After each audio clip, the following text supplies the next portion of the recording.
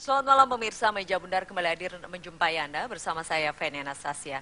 Pemirsa, tanpa ada keluhan sakit parah apapun sebelumnya, seorang wanita muda bernama Alia Siska tiba-tiba meninggal dunia setelah menjalani terapi di salah satu klinik siropraktik yang ada di Jakarta Selatan. Dan setelah ada penelitian lebih lanjut dari data-data yang terbaru, nampaknya Siska ini diduga menjadi korban malpraktik. Bagaimana kemudian sebuah klinik yang konon katanya cukup banyak dipercaya masyarakat terutama di Jakarta ini kemudian hingga merenggut korban jiwa. Kami akan memotret kasus ini malam hari ini dengan sejumlah narasumber yang sudah hadir di studio Meja Bundar malam hari ini. Sudah ada di sebelah saya ada Dr. Marius Wijayarta selaku Ketua Yayasan Pemberdayaan Konsumen Indonesia. Selamat malam Dr. Marius. Ya. Terima kasih sudah hadir bersama kami dokter. Nanti kita akan berbincang. Namun sebelum kita mulai perbincangan saya ajak pemirsa untuk melihat informasi berikut ini.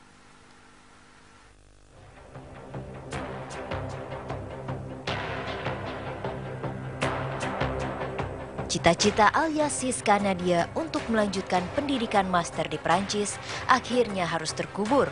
Bungsu dari 4 bersaudara ini diduga menjadi korban malapraktik sebuah klinik kesehatan chiropraktik di daerah Pondok Indah, Jakarta Selatan. Pada 6 Agustus 2015 silam, Alia melakukan terapi kesehatan di klinik chiropraktik karena merasa ada gangguan di tulang belakangnya. Dalam sehari, Alia mengambil terapi sebanyak 2 kali, siang dan sore hari. Pukul 11 malam di hari yang sama, Alia merasakan nyeri di bagian leher, sehingga dilarikan ke unit gawat darurat Rumah Sakit Pondok Indah. Keadaan Alia tidak semakin membaik. Keesokan harinya, sekitar pukul 6 pagi, Alia menghembuskan nafas terakhirnya. Diagnosa dokter saat itu, Alia mengalami pecah pembuluh darah. Kini, 5 bulan sejak kematian Alia Siska, penyidik kepolisian telah memeriksa 11 orang saksi dan 3 orang saksi ahli. Namun di Treskrimum Polda Metro Jaya belum menetapkan 1 orang pun sebagai tersangka. Meski demikian, proses penyelidikan terus dilakukan. Polisi pun rencananya akan bekerja sama dengan pihak imigrasi untuk mengetahui keberadaan Dr. Randall Cafferty, yang hingga kini keberadaannya masih buron. Di tempat asalnya California, Amerika Serikat, Randall Cafferty merupakan salah satu residivis atas kasus malapraktik, di mana izin praktiknya sudah dibekukan selama 3 tahun.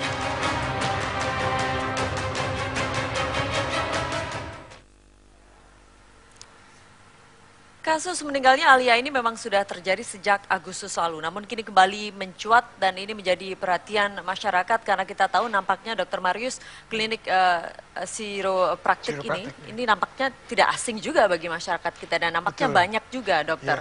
Dan ini tiba-tiba mengejutkan masyarakat, tiba-tiba sampai merenggut korban jiwa. Anda melihat ini bagaimana sebenarnya siropraktik ini, bisa dijelaskan dulu mungkin dengan pemirsa begitu. Apa sebenarnya siropraktik ini? Jadi terus terang ini kan masih polemik juga ya. Apakah ini masuk tradisional ataukah masuk medis ya? Kalau masuk medis di Indonesia ada peraturan Menteri Kesehatannya, mendirikan klinik ya. Ada 2 klinik yang disebut klinik Pratama.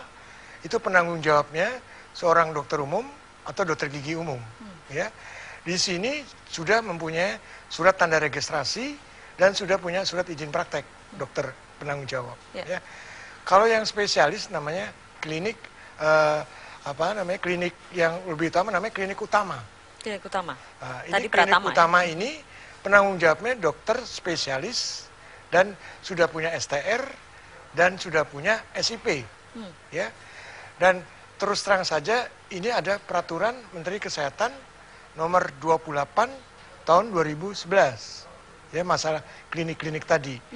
Dan diperbarui juga dengan adanya peraturan Menteri Kesehatan nomor 9 tahun 2014. Di sini menyangkut kalau dipekerjakan tenaga kerja asing. Itu harus semua memiliki itu, seluruh kalau jenis klinik apapun. Secara medis. Kalau masalah klinik yang tradisional, ini ada lagi di Kementerian Kesehatan yang ngurusin ini, yaitu Direktorat HATRA. HATRA artinya kesehatan tradisional. Ada direkturnya. Nah, kalau masalah ini saya kurang begitu paham. Nah, siropraktik ini biasanya dokter kalau Anda mengamati pasien yang datang ke klinik ini biasanya dengan keluhan apa? Biasanya tadi tuh tulang-tulang, pegel lah segala macam, saraf ya. Saraf dia segala macam. Nah, terus terang kan orang Indonesia ya sebagian besar ya itu kan ingin instan. Ya, kebanyakan karena ingin instan, pengen cepat hilang lah. Dan ini juga tidak main-main ya, mahal ya. Iya. Satu paket sekitar 5-6 juta ya. Mungkin 4 kali 5 kali datang ya. Itu untuk keluhan yang mungkin tidak begitu berat, dokter ya? Nah, tergantung juga. Iya. Kalau di medis beda kan penafsirannya. Kita kan lihat kenapa misalkan bisa saraf kejepit lah, mungkin ada tulang keropos lah segala macam. Nah ini kita kan nggak jelas juga nih. Ini kan tradisional tapi katanya yang mengerjakan dokter ya. Kalau dokter asing kan harus punya STR juga Indonesia. Betul. Ada SIP juga dari Indonesia ya. Dan kebiasaan masyarakat sebetulnya ada banyak masyarakat kalau udah ruangannya keren gitu ya. Ini kalau kita lihat kasus ini bahkan tepatnya di sebuah mall yang cukup mahal ternama sewanya, di Jakarta Selatan. Iya. Terus apalagi lihat ekspatriat ya, dokternya biasanya kan lihatnya di film ya. Sekarang lihat, wah ini pasti benar canggih. Nah masyarakat sering terkecoh seperti ini. Nah, berbicara mengenai dokter asing juga, kabarnya di klinik ini bahkan yang dipekerjakan seluruhnya asing begitu kan ya, dan tidak bisa berbahasa Indonesia juga. Ya. Kalau dari syarat-syaratnya sebenarnya seperti apa yang harus dipenuhi dokter asing ketika bekerja di Indonesia? Kalau kita mengacu ke Undang-Undang Praktek Kedokteran nomor 29 tahun 2004, ya, syarat seorang dokter boleh berpraktek itu pertama kali melengkapi persyaratan yang dikeluarkan oleh Konsil Kedokteran Indonesia. Setelah berkasnya lengkap, baru kalau dia misalkan mau praktek di Jakarta, misalkan Jakarta Selatan, Pondok Indah, dia wajib juga mempunyai surat izin praktek atau SIP. Yang ngeluarin kalau di Jakarta ini seperti Pondok Indah, yaitu Dinas Kesehatan Jakarta Selatan. Syaratnya cukup susah untuk dokter asing? Agak susah, karena dia misalkan mulai dari bahasa, pengetahuan segala, nanti dari konsil itu yang menentukan. Dan sampai detik ini kalau menurut saya, sepertinya belum ada deh. Dokter asing yang sudah diberikan STR-nya. Kabarnya bahkan dokter di klinik ini tidak memiliki dokumen apapun. Begitu? Iya. Baik dokter, nanti kita lanjutkan. Nanti di segmen berikutnya pemirsa kami juga akan berbincang dengan kakak dari almarhum almarhumah Siska yang akan berbicara banyak apa kemudian yang menyebabkan keluarga dan juga almarhumah percaya pada klinik ini, mempercayakan pada klinik ini untuk menyembuhkan alias Siska waktu itu. Kami akan kembali sesaat lagi. Meja Bundar kami lanjutkan pemirsa, bersama saya saat ini juga sudah ada kakak dari almarhumah alias Siska yang sudah bersama saya, Mbak Elvira. Selamat malam, terima kasih sudah hadir bersama kami. Ya. Kami tentunya turut berduka cita dalam Terima kasih. meninggalnya adik Anda ya. Ya. Mbak Elvira, bisa diceritakan kepada pemirsa dan kami semuanya sebenarnya awalnya dulu seperti apa sehingga Mbak Alia ini membutuhkan penanganan khusus. Apa sih kemudian yang sering dikeluhkan begitu? Jadi adik saya itu memang menderita kelainan tulang belakang. Kondisinya disebut skoliosis dan juga diperparah dengan kondisi yang lain lagi yaitu kifosis. Jadi skoliosis itu tulang belakang yang berbentuk S, lalu kifosis itu biasanya berpunuk, jadi ekstrim menunduk gitu, kondisi menunduk. Dan kondisi itu sudah dirasakan sejak tahun 2011. Oh, sudah cukup lama. Sudah cukup lama. Dan saya ingat waktu itu setahun yang lalu, Alia itu pergi ke dokter ortopedi di Rumah Sakit Pondok Indah dan memang sudah dianjurkan untuk operasi. Tapi karena istilahnya kami berpikir sangat lama untuk melakukan tindakan operasi, akhirnya itu tertunda sampai kemudian sudah ada rencana untuk melanjutkan studi di Prancis. Jadi tidak sempat dikerjakan, sehingga kayaknya almarhum dan ibu saya juga berpikir apa sih yang bisa jadi alternatif treatment atau pengobatan selama dalam waktu dekat mengejar waktu keberangkatan dan bisa mempertahankan kondisinya selama di Prancis gitu. Anda tadi katakan butuh waktu untuk berpikir cukup lama ketika lakukan operasi begitu. Sebenarnya dokter menjelaskan apa sih resikonya sehingga harus cukup lama dipertimbangkan untuk operasi? Sebenarnya dokter juga sudah berbicara dengan Alia waktu itu bahwa sebelum akhirnya melakukan operasi, persiapannya itu dengan MRI, dengan CT scan, semua diperiksa kondisinya. Jadi baru nanti kita lakukan operasinya. Dan mungkin setelah pasca operasi pun penyembuhannya itu juga akan memakan waktu. Jadi baik sebelum dan sesudah itu persiapannya lama gitu. Jadi hanya dari sisi waktu saja ini Iya, ya pertimbangannya, iya. membutuhkan waktu yang cukup panjang Iya. sehingga juga kegiatan yang lain cukup tertunda Iya, aja begitu ya. Oke, dan akhirnya memutuskan untuk ke klinik ini. Ke kiropraktik. Walaupun saat itu sih pemikiran kami hanya dekat rumah sih. Jadi karena saya juga sebenarnya ada skoliosis dan pernah ke kiropraktik, saya juga tidak berpikir macam-macam ya. Oh, pernah juga? Saya Mbak juga Elvira? pernah. Di klinik Adik saya yang juga- sama? Enggak, klinik Tidak. yang berbeda. Adik saya juga pilates instructor dan dia juga menderita skoliosis dan pernah ke kiropraktik. Kami nggak apa-apa. Jadi kami tidak berpikir hal yang negatif gitu. Dan tahu-tahu kejadian ini mengagetkan kami.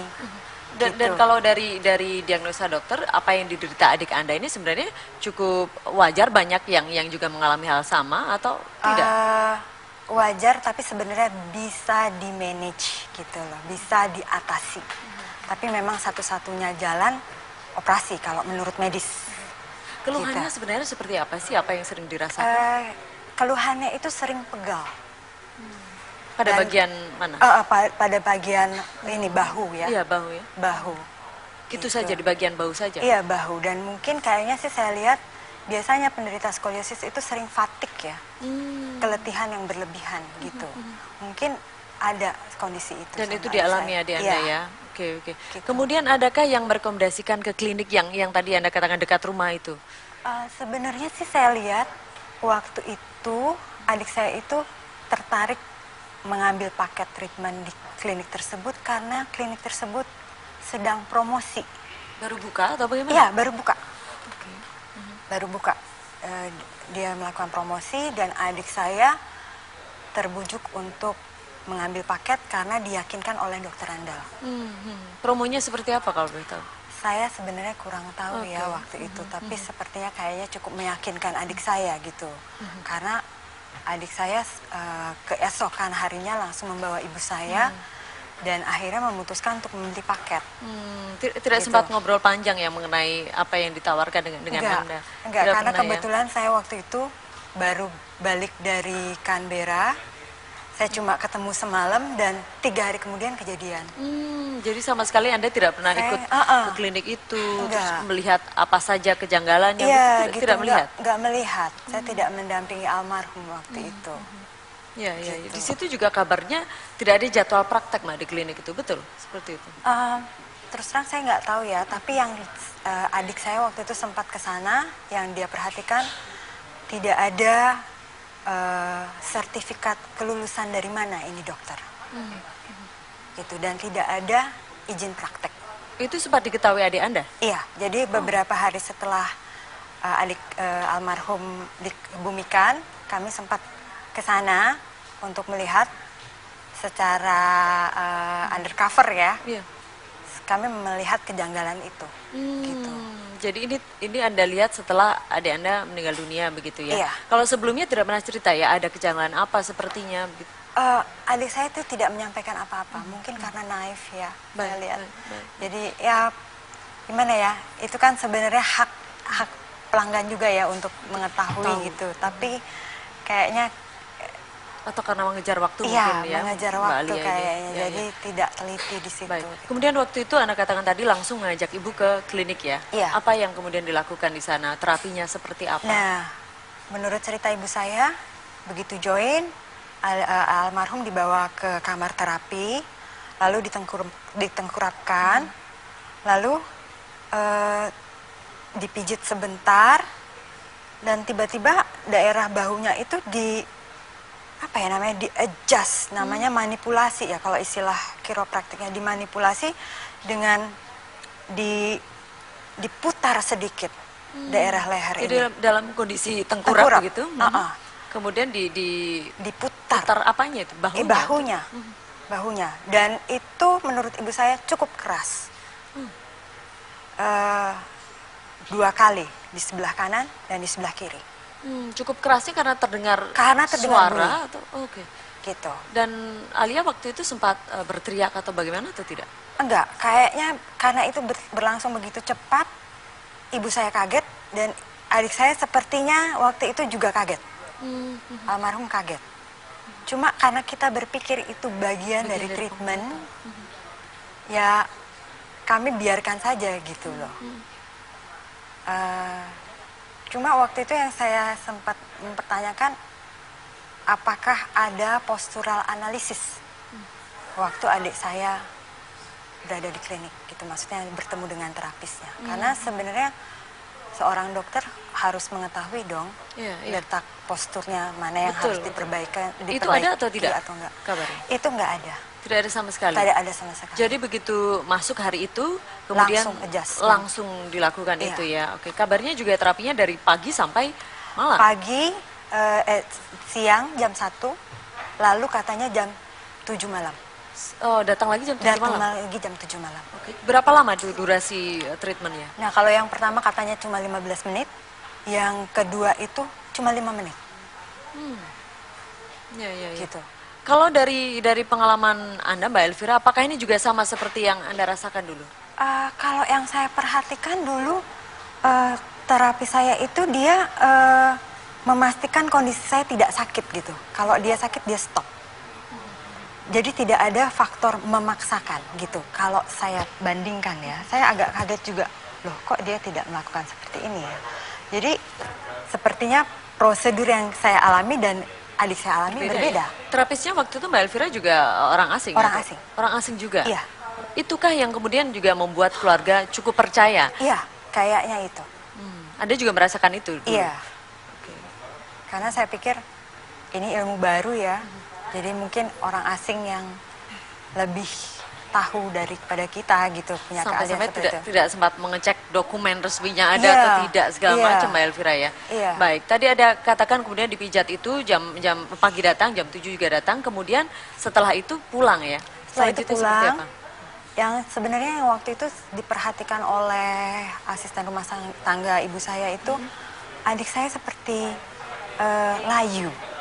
Ibu saya juga bilang lemas begitu, begitu treatment pertama itu kok kayaknya lemas, sampai biasanya yang adik saya itu mandiri sekali gitu kan untuk membawa barang-barangnya, itu sudah tidak sanggup. Baik. Apa selanjutnya nanti yang dirasakan oleh adik Anda dan dilihat oleh ibu nanti Mbak Elvira, kita lanjutkan di segmen berikutnya perbincangan ini. Kami kembali sesaat lagi. Pemirsa, bersama saya selain tadi sudah ada Mbak Elvira dan juga Dr. Marius, juga sudah ada Dr. Didi yang baru saja datang. Terima kasih Dr. Didi sudah bersama kami. Dr. Didi ini adalah dokter spesialis ortopedi yang nanti mungkin bisa lebih menjelaskan apa sebenarnya yang dibutuhkan waktu itu sebetulnya oleh almarhumah begitu dokter ya. Dokter, kalau tadi kita mendengarkan dari penjelasan Mbak Elvira, sebelumnya tadi sudah sempat di terapi seperti dipaksa gitu Mbak ya, yang dialami itu.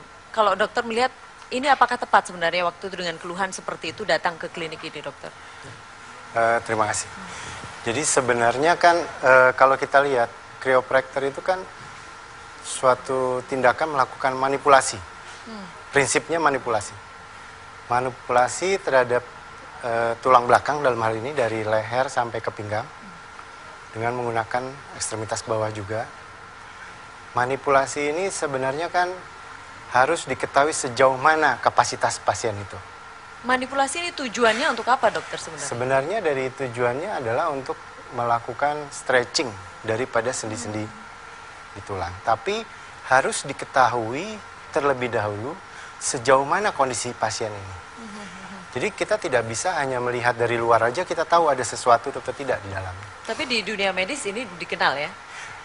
Dikenal, begitu juga sehingga apabila tidak diketahui ada sesuatu di dalamnya seperti misalnya ada kelainan di tulang leher, ada osteoporotik berat, atau ada infeksi, ketika hal kriopraktor meskipun tidak ada kelainan, menurut data-data kriopraktor ini dapat menimbulkan berbagai persoalan seperti yang dihadapi seperti ini. Yang paling sering dalam 24 jam pertama bisa terjadi cedera pembuluh darah. Itu ada di kepustakaan ya.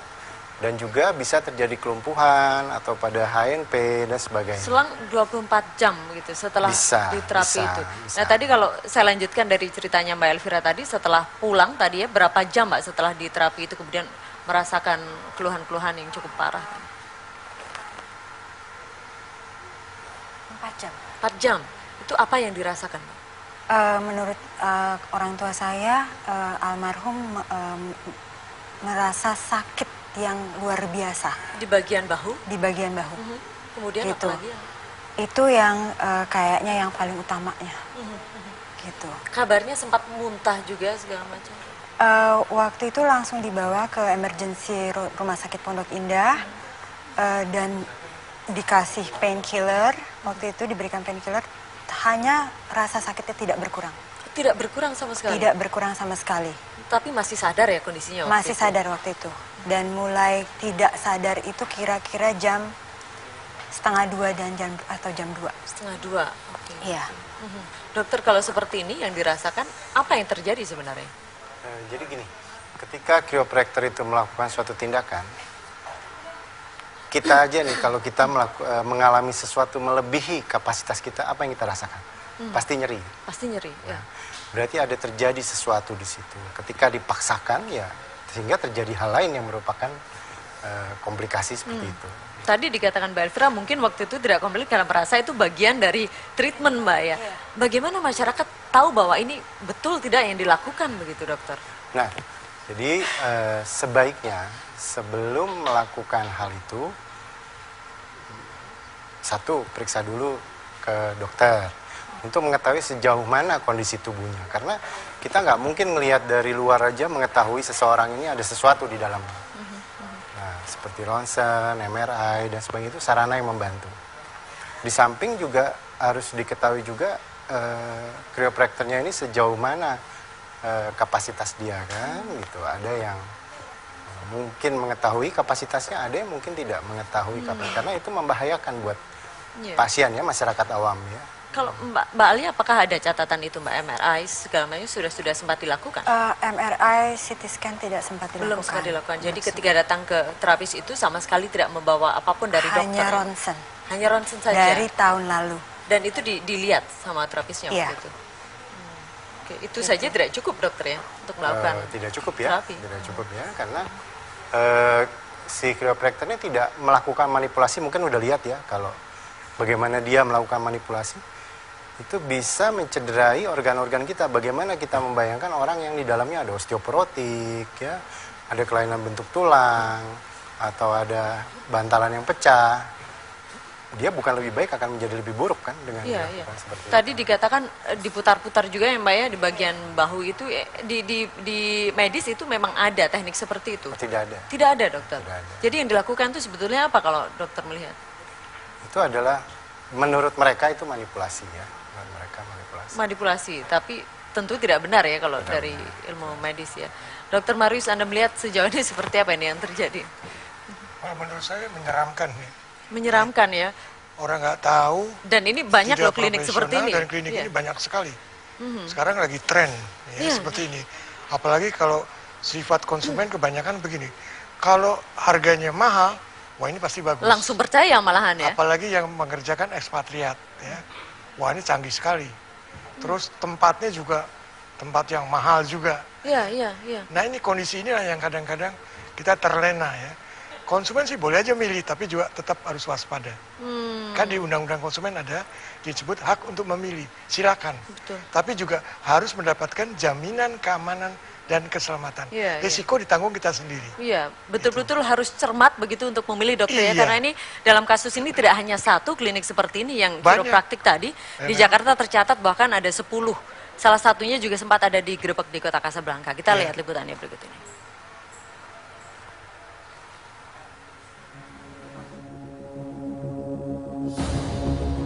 Pasca merebaknya kembali kasus yang menimpa Alia Siska yang meninggal setelah melakukan terapi di klinik Chiropractic First Pondok Indah Mall pada Agustus 2015 silam, hari ini Kementerian Kesehatan, Suku Dinas Kesehatan dan tim imigrasi dari Jakarta Selatan melakukan sidak ke klinik Chiropractic First yang berada di Mall Kota Kasablanka, Jakarta Selatan. Pegawai dari Chiropractic First ini sempat berkilah bahwa tenaga kerja asing yang berada di kliniknya adalah menjabat sebagai supervisi. Pegawai klinik ini sempat juga menghalangi awak kamera masuk. Namun, setelah dilakukan pengecekan oleh suku dinas kesehatan, ternyata tenaga kerja tersebut sebagai dokter di klinik tersebut yang diketahui bernama Damian, berasal dari UK. Pria asing ini sempat ingin melarikan diri, namun dicegah oleh petugas dari imigrasi Jakarta Selatan. Klinik Chiropractic First di Mall Kota Kasablanka, Jakarta Selatan, ternyata belum mengantongi izin dari pemerintah. Kepala Dinas Kesehatan Jakarta Selatan Kusnadi Suharto menjelaskan bahwa klinik Chiropractic First izinnya ada, namun tidak untuk pekerjanya, apalagi untuk tenaga kerja asing. Izin kliniknya ada, izin sarananya, tetapi izin untuk pekerjanya tidak ada.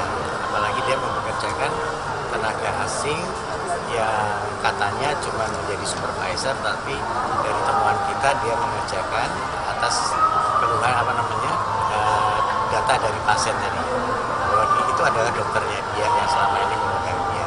Saya paket yang 40 kali, pertama kali itu 17 jutaan, lalu paket kedua naik menjadi 22 juta. 22 juta 40 kali.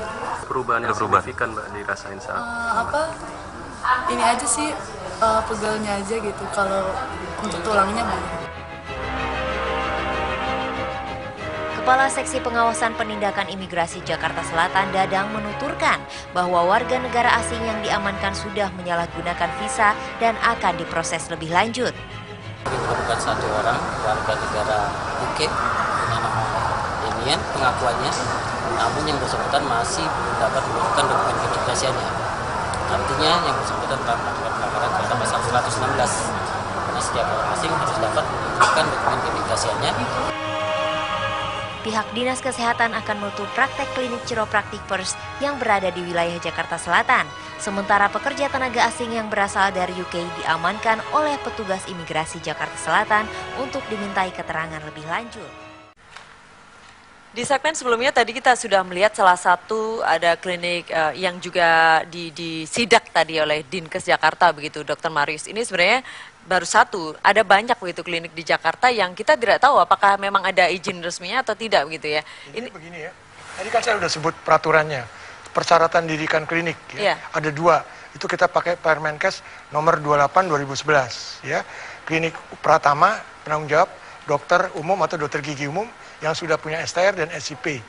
Kalau klinik utama spesialis sama seperti itu. Terus yang peraturan baru yang ada yang baru itu nomor 9 2014. Itu termasuk bagaimana kalau yang bekerja tenaga asing. Nah, kalau orang awam nih, konsumen begitu datang ingin misalnya mencoba gitu, apa yang harus dipastikan, dokter? Jadi gini, kita lihat, ini kita harus pisahkan. Ini klinik tradisional atau bukan? Atau klinik medis? Dilihat. Kita tanya dulu tuh. Nah, itu ada kewajiban menempel di tempat yang gampang dilihat orang, ya, izin dari kliniknya itu. Sekarang banyak juga izin klinik Pratama, tapi yang prakteknya begitu-begitu. Nah, itu ya udah nggak benar. Yang harus mengawasi itu sebaiknya Dinas Kesehatan setempat. Jadi kalau menurut saya ini sebetulnya ini bukan kebobolan. Justru saya menanyakan fungsi Dinas Kesehatan setempat tuh bagaimana sih orang ini Anda melihat tidak pernah diawasi sama sekali yang kalau menurut saya sih tanda kutip ngawasinya. Ya, kalau dia tahu nggak punya izin tutup dong, jangan nunggu korban lagi. Ya. Ini bisa, kemungkinan korban juga bukan satu, ini yang muncul satu. Kalau di teori konsumen, muncul satu seperti fenomena gunung es. Ya. Bukan nggak mungkin di bawahnya, nggak meninggal, mungkin ada korban-korbannya ya. Tapi tidak berani melapor. Biasanya takutnya ada macam-macam. Kasus ini Anda melihat ini benar-benar kecolongan Dinkes Jakarta. Bukan kecolongan, keteledoran. Keteledoran. Dalam hal pengawasan di Sudin Kesehatan setempat. Jadi tahu tapi tidak diawasi begitu ya. Nah, kalau menurut saya lost case kalau menurut saya seperti itu. Pengawasannya loh. Iya. Kalau dia langsung ada yang buka, langsung dia datangin, bagaimana izinnya. Ya. Soalnya dokter aja ditanya STR-nya, SIP. Sekarang pengobatan tradisional kan di Kemenkes ada yang ngawasin Direktorat Hatra. Nah, itu juga harus ditertibkan. Kalau dokter aja mesti punya STR, punya SIP. Nah, yang tradisional boleh-boleh aja masyarakat boleh milih, tapi yang dapat dipertanggungjawabkan. Iya. Tapi kalau kita melihat sekarang ini banyak sekali yang bahkan baru-baru tumbuh terutama di kota-kota besar tadi Dr. Marius mengatakan. Ini sebenarnya kalau Dr. Didi melihat bedanya dengan medis begitu, apa? Mereka apakah juga menjelaskan resiko yang nanti akan dihadapi pasien atau tidak? Perbedaannya dengan medis begini. Kalau kita kan mengetahui secara ilmiah mengapa begininya, mengapa begitu. pasien datang, kita lakukan investigasi. Kita nggak tahu Anda misalnya datang, saya nggak tahu dalamnya ada apa. Kita mesti lakukan pemeriksaan. Sedangkan seperti dokter Maris tadi, kita nggak tahu dokter benar atau bukan nih yang meriksa. Dia langsung melakukan manipulasi, padahal nggak tahu di dalamnya ada sesuatu. Katakanlah pasien itu misalnya ada osteoporotik, atau dia pernah geser tulangnya atau bantalannya.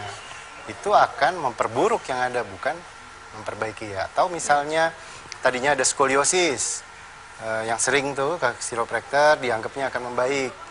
Yang ada adalah bukan membaik, setelah beberapa bulan malah meningkat tajam gitu loh. Nah, jadi sebenarnya pasien, konsumen atau pasien tidak salah.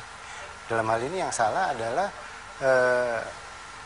mereka yang berpraktek ini, kita tidak tahu dasarnya mereka tuh mereka dokter atau bukan. Kita nggak tahu sejauh mana. Jadi mereka terlalu berani untuk melakukan hal-hal seperti itu. Terlalu berani untuk melakukan itu. Tapi juga masyarakat sejauh ini sayangnya cukup percaya juga begitu. Apa sih yang membuat masyarakat menjadi percaya nih Dr. Marius? Nanti kita lanjutkan segmen berikutnya. Tetap bersama kami pemirsa. Sejak kasus kematian Alia Nadia, pasien chiropraktik di Pondok Indah, istilah metode pengobatan chiropraktik akhirnya mencuat ke publik. Sebenarnya, apa metode chiropraktik itu? Menurut situs resmi Asosiasi Chiropraktik Amerika, chiropraktik adalah profesi perawatan kesehatan yang berfokus pada gangguan sistem otot dan tulang rangka, yang juga berhubungan dengan sistem saraf pada tubuh manusia. Teknik ini dipraktekkan sejak abad ke-5 di Mesir dan China dan dipopulerkan kembali oleh Didi Palmer, seorang guru sekolah pemilik toko bahan pangan yang tertarik pada pengobatan magnetik. Praktisi chiropraktik yang disebut chiropractors dalam melakukan diagnosa pengobatannya selalu menggunakan rabaan atau pijatan tangan serta menghindari obat-obatan kimia. Dalam prakteknya, chiropraktor adalah profesional terlatih yang memiliki pendidikan umum dalam fisiologi manusia dan biologi. Dan fokus utama mereka adalah jajaran jari tulang belakang. Saat ini, chiropraktik banyak digunakan sebagai salah satu teknik pengobatan bebas obat untuk mengobati nyeri punggung, leher, sendi, hingga tangan sampai dengan sakit kepala.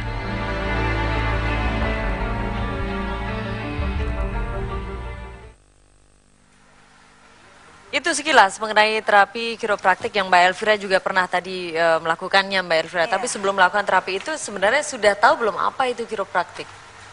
Sebenarnya saya nggak terlalu tahu Nggak sih. terlalu tahu waktu itu. Iya. Tapi kemudian membeli itu kenapa Mbak waktu itu? Karena ya mungkin dari yang saya baca iklannya mungkin menjanjikan ya. Instan begitu atau Iya, bagaimana? instan. Kan waktu itu saya lihat memang sudah mulai menjamur ya. Menjanjikan yang skoliosis bisa sembuh, kaki kanan kiri bisa sama gitu kan. Dan ada bukti begitu Ya, ya, dengan menyodorkan foto bukti. gitu kan. Ini kemudian yang membuat percaya Dokter Marius salah satunya. Kalau kita lihat tadi terapisnya nampaknya tidak sedikit juga yang dari luar negeri begitu. Bahkan mungkin semuanya dari luar negeri selama ini yang ada begitu. Memang kalau di luar negeri Dokter Didi mungkin bisa menjelaskan di sana seperti apa mungkin di negara lain. Ya. Sebenarnya yang harus biasanya kalau di luar yang seperti yang harus kita ketahui bahwa sebelum kita beranjak ke sana sebaiknya kita berobat ke dokter dulu satu ya, karena kita tidak tahu nyeri itu penyebabnya apa, bisa dari yang paling ringan sampai yang paling berat. Ketika yang sedang-sedang saja ya, misalnya katakanlah tadi seperti ada kelainan bentuk di tulang belakang atau ada pergeseran, kita bisa kebayang kalau seseorang ada osteoporosis berat atau ada tumor, dilakukan tindakan seperti tadi yang kita lihat. Apa yang terjadi, mengerikan sekali kan? Betul. Nah, jadi yang harus diketahui sejauh mana nih penyebabnya apa. Pergi dulu ke koridor medis. Kalau dari koridor medis mengatakan tidak apa-apa, dilakukan pengobatan alternatif, silahkan. Tapi kalau membahayakan jangan. Jadi tidak disarankan kalau langsung ke chiropraktik begitu Dok? Betul. Oke, Dokter Marius bagaimana ini supaya mungkin Kalau masyarakat menurut tidak saya tergoda seperti tadi, langsung memakai chiropraktik? Kita lihat kondisi fisik sebenarnya lah dulu. Ya kalau perlu CT scan, MRI segala macam, periksa dulu. Kalau kan juga sekarang dukun patah tulang juga masih ada kan ya. Iya. Kalau posisi tulangnya tidak membahayakan ya silakan dia mau pakai dokter ortopedi, ya, mau pakai dukun patah tulang, ya, karena masyarakat Indonesia kan di Undang-Undang Konsumen ada boleh memilih, tapi memilihnya harus pakai pikiran lah, ya. Kira-kira bisa dipertanggungjawabkan nggak terapi ini, ya.